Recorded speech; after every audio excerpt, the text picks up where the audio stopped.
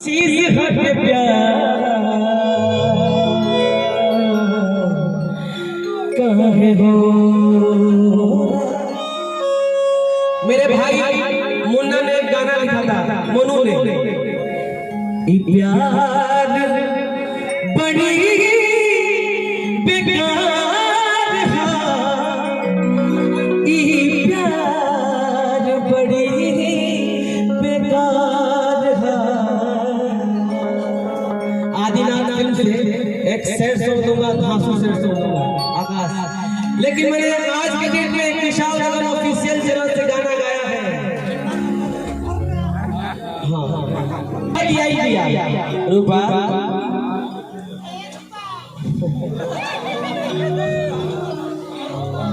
अरे क्या प्रॉब्लम थी मेरे से?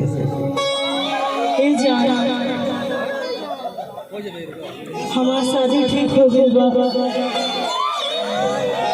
अब हम तारा से नहीं मिल सके, अब तू अपन रास्ता दे दिया। ए रूपा इतहार बात है, लेकिन हम तारा के पैसा से ना, तारा के दिल से मोहब्बत करते नहीं। तू हमके माना चाहे मत माना, इतहार बात है, लेकिन हम तारा से प्यार ओहू घड़ी करत नहीं हो। आज करीला अब मरते दम तक तारे से प्यार करब। लेकिन एक बात जान जा, जब तहार टोली उठी वही तेरे हमार अर्थियों उठी। एक बात जान जा, लइका बड़ी प्यार से कहता भैया कि जाई है मनावो जा, घट घट नाई सनना। नो डाउट यार, मैंने बहुत डांटा कि तोहर सहारे हर एक मोर सराध ना कोई पार जाए। भैया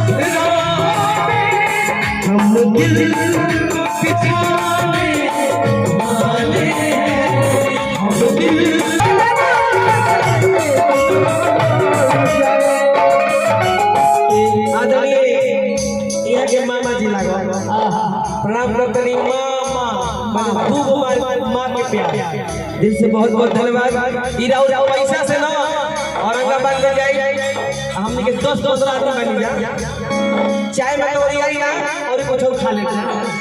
लेकिन हम ये कहल चाहब भैया, एक सेकंड, गाना गावल बर्बाद ना होला, ओके सब पे ध्यान दीजिएगा भाई साहब।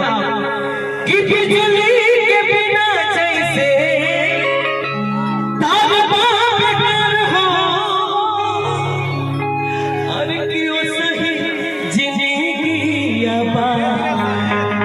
तोहरा बिन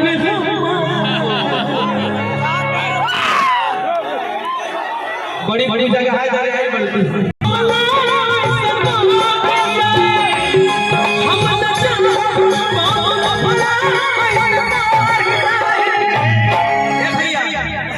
मेरे रश के कमर तूने पहली नजर मेरे रश के कमर तूने पहली नजर जब नजर से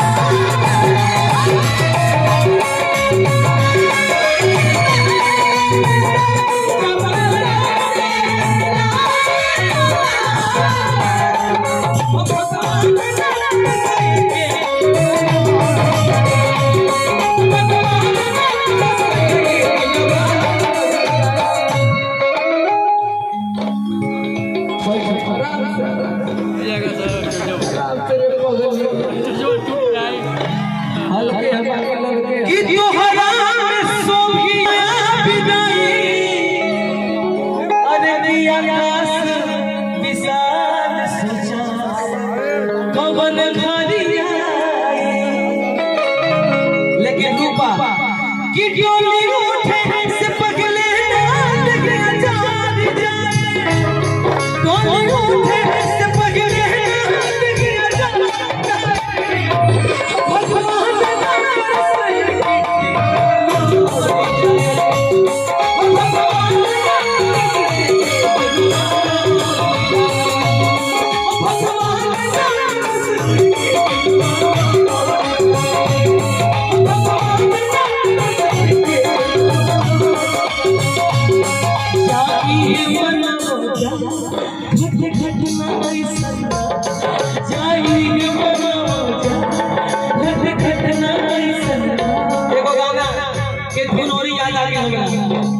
क्या करते थे साजना तुम हमसे दूर रह गए क्या करते थे साजना तुम हमसे दूर रह गए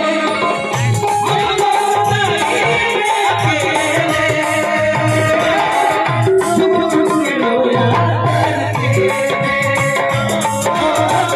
छुप छुप के रोया